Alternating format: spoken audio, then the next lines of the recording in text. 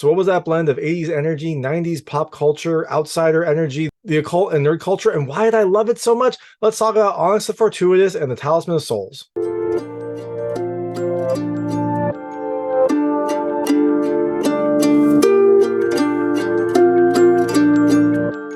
Hey everyone, it's David Stark from Watcher Pass, and I'm here to talk to you about Onyx the Fortuitous and the Talisman of Souls, which is coming to theaters on October 19th, 2023. It is a movie that is based on a viral kind of YouTube character put together by the writer, director, star of this film, Andrew Bowser.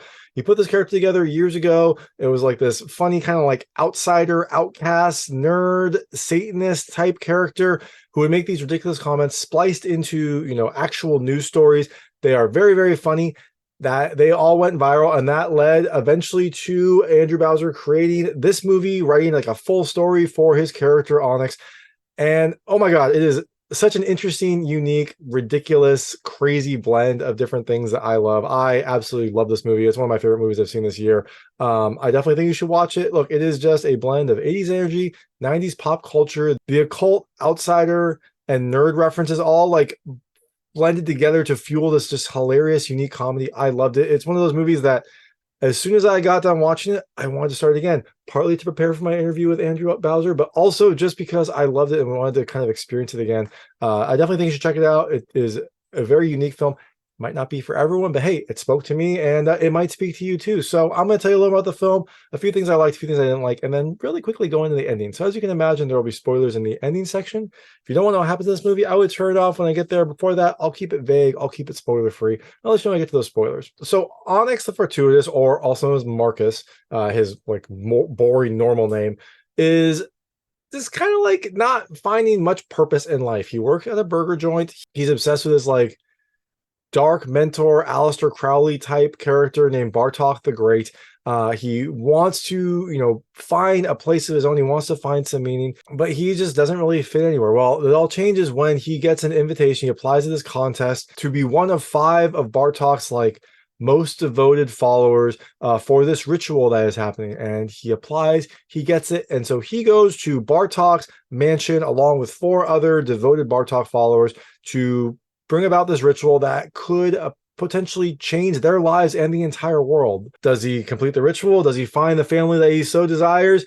Why are there so many weird random references, and why are they so funny? Well, you'll have to watch the movie to find out. So things I liked about this movie, I loved the energy. Like the film feels like it's fueled by like 80s energy, a love of the occult, like 90s cartoons, just this irreverent humor throughout that it really is kind of unlike anything you've seen. I love the way that the film just kind of like feels exciting, feels fun right from the start. And it feels like that is infectious with the rest of the cast. It feels like everyone involved in this movie had a really, really great time doing it. And that energy kind of feeds into the overall film and just makes it feel like something that is both unique and really, really exciting and really entertaining. Related to all of that, I love the performances. You've got a really, really great performance by Andrew Bowser, who plays Onyx, the main character. His character is just so like random and sad, but also very fun. Like his character just feels very, very unique. It feels like he is never sure of himself.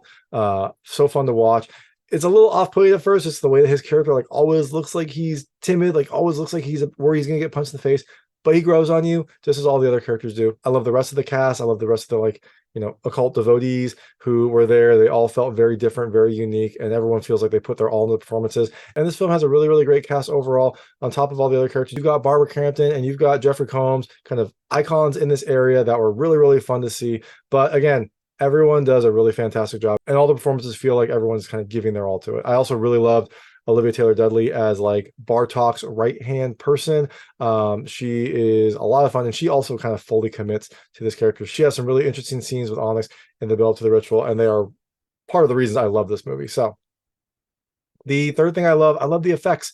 This film has a little bit of CG, but it has a really interesting kind of devotion to like animatronics, to puppetry for some really key scenes that I thought were really great. It definitely kind of helps to make this film feel more like it's in like the 80s and the 90s, seeing those animatronics, but it also makes those ridiculous situations look that much better just by having these characters that don't look like they're CG. They look silly, they look like they're intentionally silly, but they fit perfectly with the kind of the vibe of this film. They don't look like they're computer generated, they don't look very off, they look like they are meant to be there, and it definitely helps to contribute to your enjoyment of the movie. The fourth thing I love the strangeness. There's just something about this movie. Like there's like so much odd stuff that is in this film, like odd stuff because of Onyx's character, but it is consistent, which I really love. Like I love that there is this like obsession with one of the characters from the Rescue Rangers that shows up a few times. There are references to like an American Tail, the 50 movie that show up a few times. There are all these weird, fun like 80s and 90s references that could be one-off jokes if they were just told once, but they keep coming back in the film. I love that. I love that these references aren't just like one-off slapstick type things, that they keep manifesting throughout the film, and they'll make you chuckle each time you see them. And the last thing I love, just the uniqueness. Like this is definitely a film that you're not going to see pretty much anywhere else. Like it is definitely a film that feels strange. It feels out there. It feels kind of one of a kind. And I love that about this. I feel like this blend of things that are interesting to me that I really love, you're not going to get that anywhere else, which is why I love this film and why I think if any of this sounds interesting, that you'll love this film too. So all that being said, things I didn't like, there really wasn't anything. Like I said, I really love this movie. It's one of my favorite movies this year. As soon as I got done watching it, I wanted to watch it again. I just really enjoyed this. So that is Onyx the Fortuitous. It comes to theaters on October 19th, 2023. Definitely check it out. Definitely, see it if it's in your local area. This is a movie that is probably not going to get a ton of buzz, a ton of play. So if it sounds interesting to you, definitely check it out and support in theaters. So I'm going to go to the ending right now. If you don't want to know what happened to this movie, I would turn it off now because there will be spoilers. There will be spoilers. There will be spoilers. So, like I said, in Onyx the Fortuitous, he applies to be kind of like one of 5 devoted followers of this like dark wizard, dark character named Bartok, to perform this ritual to raise this demon Abaddon. They're going to do this ritual. Abaddon's going to come. It's supposed to like give them all immortality and also like, I guess make Bartok the leader of the world, something like that, some sort of apocalyptic type ritual. Now, like I said, there are 5 of these devotees. There's Onyx, who is this like, I don't know, hero maybe is the right word. He's a little nerdy. He has like some anime references. He is like an occult person, kind of just a jack of all trades type character. There is this character, Mr. Duke, who is a teacher. He is the knowledgeable one. He has a thirst for knowledge. I love his character played by T.C. Carson. He was just like a lot of fun. Definitely, kind of like the adult in the room in all the situations. You had Shelley, who is this like church-going person who had a really terrible experience and then turned to Bartok and Satanism to try to like rectify that situation. So she is fun because she is like this prim, proper person that is in this like weird occult situation.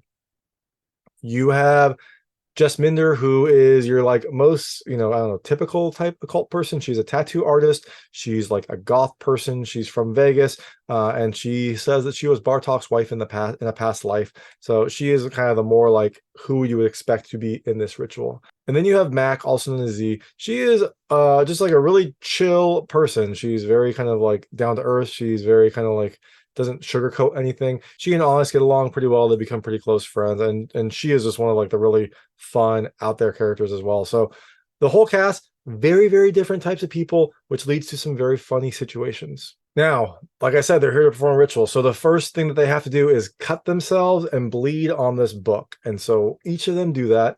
And when that happens, the book reveals a map to Bartok. And so the ritual people, the followers, don't really get much of a benefit, but Bartok gets this map, and so that leads them to the ritual spot. That leads them to a place where Bartok has to dig, and that is where the Talisman of Souls is supposed to be. And if they get the Talisman of Souls, if they fill it up with souls, that will let them raise Abaddon and let them like essentially control the world, I guess. Probably, yeah, sure, why not? So the next step is that Bartok has to drain the like life energy from these followers. But he doesn't want them to know that because he's got to do it slowly. So the first person he brings in is Jess Minder. He like stabs her with the dagger. It like drains her life force. She transforms into this ghoul, and this ghoul is like intentionally ridiculous looking, but it is all, like I said, prosthetics type situation. It looks way out there, but I do love that they did like a prosthetics for this ghoul. That it definitely feels like it definitely fits the tone of this overall movie. Now, unfortunately for Bartok, Onyx is there and he sees this happen. He sees what is going on. He, Z, and Mr. Duke all kind of like felt a little bit of unease at this overall situation. And so they were kind of snooping around trying to figure out more about this ritual. and Onyx accidentally went into like a secret corridor behind the walls. And so while he's kind of poking around here, he finds a viewing point into Bartok's room, and that's where he sees Jesminder get stabbed by the dagger. That's where he sees her soul get devoured. And so Onyx is kind of keyed into what's happening. Now, unfortunately, everyone else doesn't seem to be able to see that because they have these necklaces with this green rock that may potentially be fueled by absinthe. I'm not 100% sure because there's this thing of absinthe that they drink.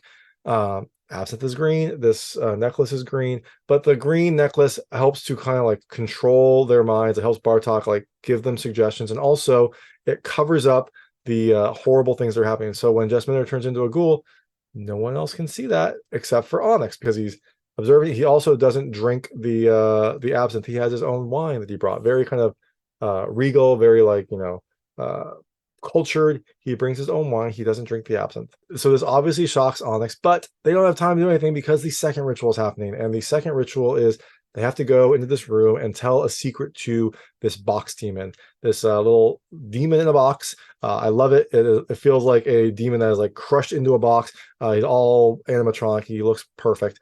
They have to tell him a secret, and then the box demon will tell them a truth. Now, when Onyx tells the demon a secret, he tells him about this like fan fiction that he wrote involving Gadget from Chippendale's Rescue Rangers, which was very random. And apparently this is like something from the Onyx YouTube videos, but it was very random. I love the like randomness of it. The box demon seems to be happy about it, and the box demon will then tell him a truth. Onyx asks why his dad left, because Onyx was raised by his mom's new boyfriend. They didn't get along very well, but he's always wondered why his dad left. And the box demon basically shows him what happened. His dad was kind of fed up with the family, didn't want to like be a dad, so he left. And this is where Onyx gets his catchphrase, because as his dad is leaving, Onyx looks up at his dad and says like, when are you going to be back? And his dad says, I don't know. And after that, Onyx has always said, like, I don't know. It's like his catchphrase. After a lot of statements, he'll say, I don't know. And it's kind of a defense mechanism. It's a way that he, like, even if he's confident in something, he doesn't want to, like, project that he's fully confident. So he'll say something and then be like, I don't know. And it gets referenced a few times in the movie by the various characters, but it's also just a fun, like, catchphrase that Onyx has. I don't know if that explanation is from the YouTube videos or if that was new for this movie. I should have asked Andrew Bowser when I talked to him. I didn't. But I thought that was an interesting kind of like little connection for Onyx's character. So after this realization, Onyx has had a really rough day. He saw one of his like follower people, not really a friend, but one of the other followers get, devoured by a dagger. He found out that his dad left because of him. He had to disclose his like weird Gadget erotic fan fiction to this box demon. He starts drinking absinthe. Now, during this time, a second person is taken by the dagger. Shelly was called over to Bartok. She is turned into a ghoul. So now there's two ghouls. There is Jesminder and Shelly. Onyx is drinking absinthe. He is trying to cope with what happened. He drinks too much and passes out. And this is where we get my favorite scene in the film. When they first got to this mansion, Onyx kind of like offhanded mentioned, it looks like it was from a Meatloaf song. And that was a weird statement, but sure, great.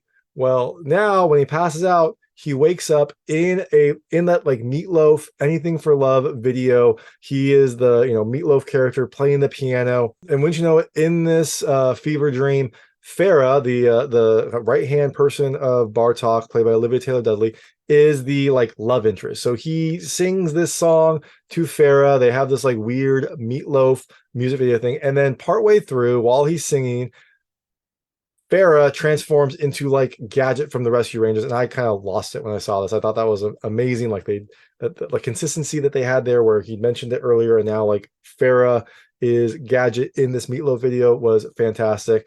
They kind of finished the song, and then when they finish the song, Farah then like speaks to him directly. She is actually like in his dream. She tells him that like Onyx can free her, that she was raised from the dead by Bartok, but she basically has to like serve him fully. But Onyx, being the fortuitous one, can disrupt the ritual. They can stop Abaddon. They can stop Bartok, and she can be free. If they don't, then millions of souls will be bound to Bartok. So Onyx has to figure out if he's going to disrupt this ritual, if he's going to kind of like rise to the occasion, or if he's not. Now, throughout this, we also find out that this ritual can be disrupted by someone called the Fortuitous One, which seems like an interesting name, but Onyx's kind of like full name that he wants to go by is Onyx the Fortuitous. So when we find out that the ritual can be disrupted by the Fortuitous One, seems like there's a connection there. Onyx doesn't really want to admit it. No one else really believes it, but it seems like Onyx may be the one that's going to disrupt this ritual, maybe save the world. Who knows? Now, Bartok is now going for his third victim. He goes for the teacher, Mr. Duke. And when he gets there, Mr. Duke is like writing up what has to happen. He's writing up notes for the ritual. And he kind of confronts Bartok and says, like, you lied to us. You need these 5 souls for the ritual, but, we will technically be immortal, but it will not be a good immortality. We'll be like bound to this amulet, kind of living out in torment, cognizant of like what is happening. And Bartok acknowledges this, and then he turns Mr. Duke. So Mr. Duke is now one of the ghouls also. The only 2 people remaining are Onyx and Z. Now, Z and Onyx gets to Mr. Duke's place too late. He's already been turned into a ghoul. They can tell he's different, but they find the instructions that he'd written before being turned into a ghoul.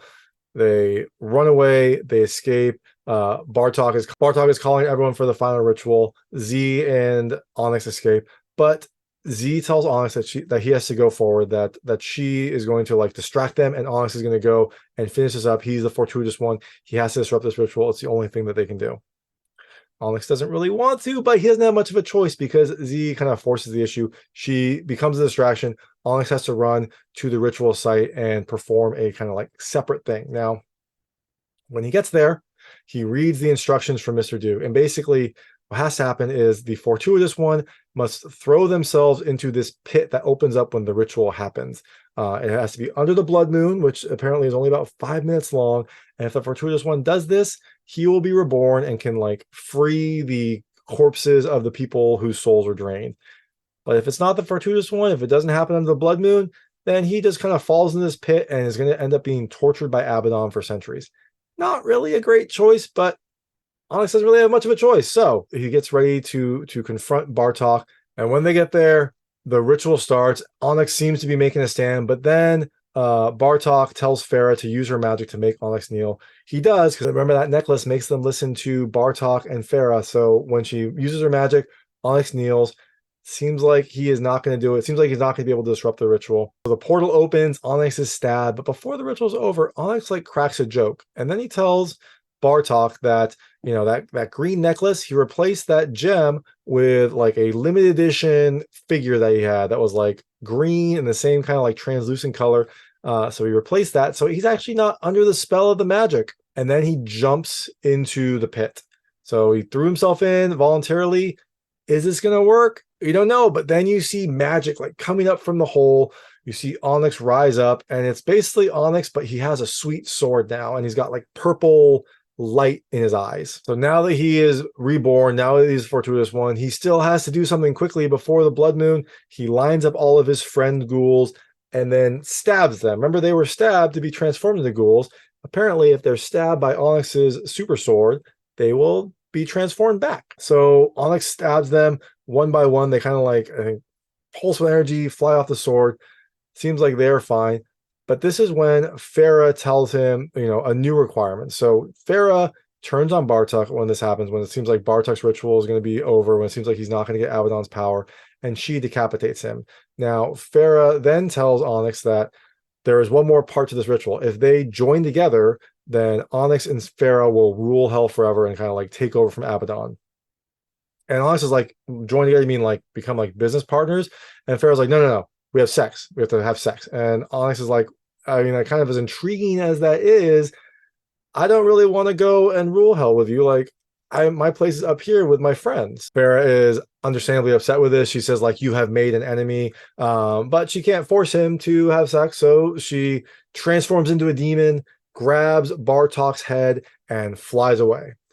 Onyx is left with his friends. So, hey, you know what? He disrupted the ritual. He's got some friends, and his friends have all like transformed into like occultish versions. Basically, when they all got there, they had their kind of fortune read, and each of them was a different kind of like archetype. One was like the lycanthrope, one was like the magician. They all had different archetypes. Well, now that they have been transformed by Onyx the Fortuitous' power, They're all in like those forms. So a little bit later, you see Onyx's family show up to the house, and this is Bartok's house, but now apparently it is Onyx's because he is the fortuitous one. Bartok is decapitated, so apparently now it is Onyx's house.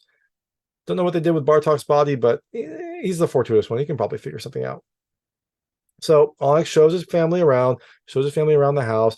We see Z being like a spiritualist. She's like levitating in this room of knowledge. We see Mr. Duke. He is the curator of all of these books. He's like the curator of Hell's knowledge. He's like the librarian, the teacher, the person that he is perfect for. We see all the other characters, and Onyx is giving a tour to his parents, and then he gets called. And he goes over to see Z. They, embrace. It seems like they are doing really well. And that is when they put on some music, and it is the Beetlejuice like ending music scene. And remember when I said that Z was like levitating because she's like, I guess a mentalist or a wizard or something like that. Well, she hugs Onyx, and they start rising to the air, and they start dancing too, just like at the end of Beetlejuice. I love this. I thought there was just another very kind of like random thing to throw in there that again evoked that like 80s 90s pop culture that makes this film so much fun.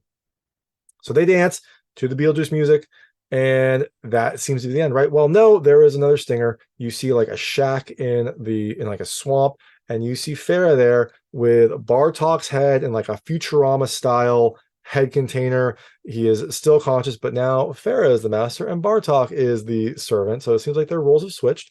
Perfect. Bartok's had to ask Farah like when they're going to get their revenge, and Farah says that they have to wait until the time is right, and then they'll make Onyx's life a living hell. So maybe that means there'll be a sequel. I would love this to be a sequel. I'd love to see more stories from this, but that is the end of Onyx the Fortuitous and the Talisman of Souls. During the credits, there are some fun animations that are related to the movie, just some like fun scenes that are animated. Really, really nice animations, really kind of exaggerated out there animations. And then you also see some clips from YouTube, from like the YouTube shorts of Onyx's character, and some of the things that he said in YouTube that are now in the movie. I loved it. I love that it has that like grounding from where he originally came from. Again, I can't say enough nice things about this movie. I loved Onyx the Fortuitous and the Talisman of Souls. It comes to theaters on October 19, 2023. Definitely check it out. It is just a unique movie, just a fun, weird, strange, unique movie that you're not really going to see anywhere else. So thanks so much for watching. If you like this review, if you like the movie, also check out my interview with Andrew Bowser about Onyx the Fortuitous. It's up on YouTube as well. And thanks so much for watching. If you like this review, please like and subscribe to this channel. It helps me out a lot. Make sure all my new content goes straight to you. Thank you.